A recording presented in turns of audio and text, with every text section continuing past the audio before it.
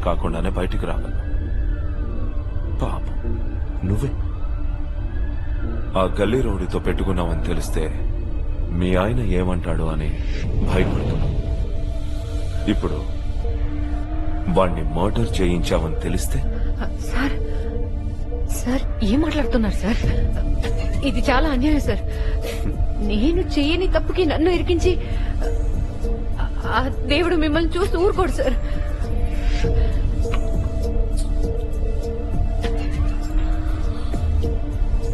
ఒక కథ చెప్పనా?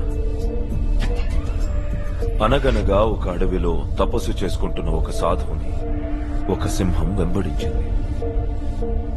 వాడు తప్పించుకోవడానికి పరిగెడుతూ దేవుణ్ణి కాపాడమని వేడుకున్నాడు.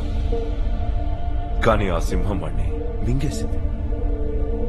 వాడు కోపంతో దేవుడి దగ్గరికి వెళ్లి ఎంత